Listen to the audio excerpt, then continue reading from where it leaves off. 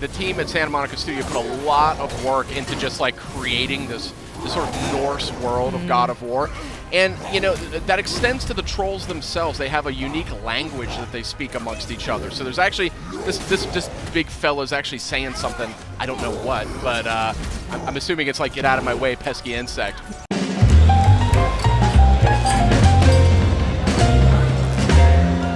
Hey guys, you got Sid here as well as Justin and Kristen. We're taking an exclusive look at God of War. This is footage you will not see anywhere else.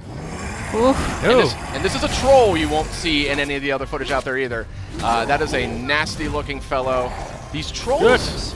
Yeah, look at this thing. These trolls are actually unique. They're named characters in the game's lore. Tell us a little bit. Each one is different. Each one has a completely different backstory. You know, as with Norse mythology, everything here sort of has a little bit of a story, a little bit of a narrative to it. So each of these guys, they're going to look a little different. They're going to fight a little different. The way you want to go up against them, you might want to think about it differently. Yeah, this guy looks a Just lot watching him meaner. He's a lot more aggressive than the other enemies that we've seen. No, interesting fact too. I mean, the team at Santa Monica Studio put a lot of work into just like creating this sort of Norse world of God of War. And, you know, that extends to the trolls themselves. They have a unique language that they speak amongst each other. So there's actually, this big fella's actually saying something, I don't know what, but I'm assuming it's like, get out of my way, pesky insect. But They got a bit of a chip on their shoulder because I think part of the backstory is that they've been betrayed by the gods, you know, and they have all these different cities and villages. And I'd be mad too. they, you know, they're down to fight. Boy, this game just looks so good. Oh, some cool. friendly no, never mind. You know, you're seeing just a different side of God of War with this game. That camera. The glowing eyes are an interesting touch there. Yeah. This camera, I think, is worthy of discussion because, I mean, this is It's seamless. it's like a one-cut game. They don't, like, cut to cinematics or cut to another character. Exactly. Yeah, and even the camera angle, it's a lot closer to Kratos, a more intimate camera there. Yeah, a lot more intimate and really makes you feel like you're there, you know? Yeah, especially during combat, you sort of feel the impact of every hit. It sort of shakes just a little bit, makes it feel like you really are Kratos. We can. And sort of robust loot system here, too, something we really haven't seen necessarily in God of War to date. So Should we be in here? it's just a different take and a really fresh and exciting take on a classic PlayStation IP. We're seeing some light puzzle elements, it looks like here.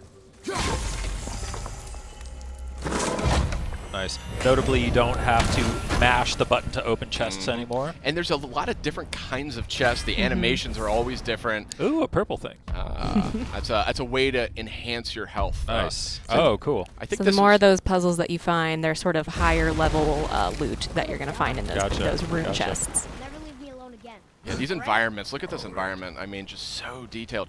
So this tickled me too.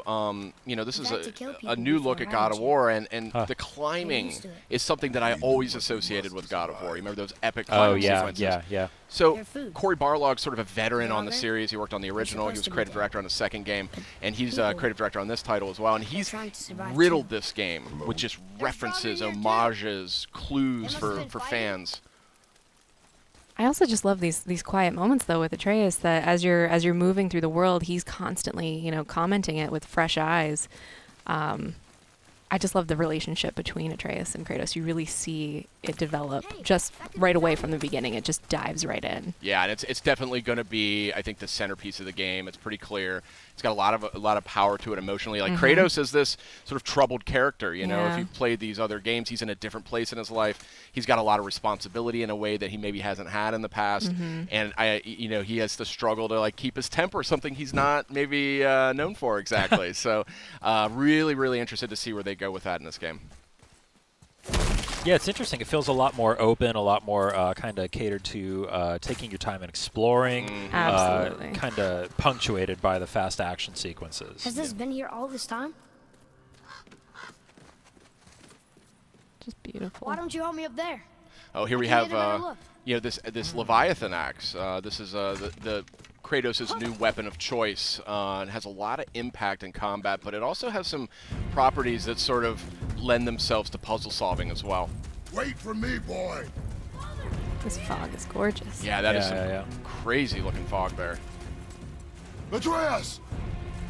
Well, hope you liked exclusive sneak peek here at God of War. This is footage you won't see anywhere else, and we are all dying to play it when it launches on PS4 April 20th. See you next time.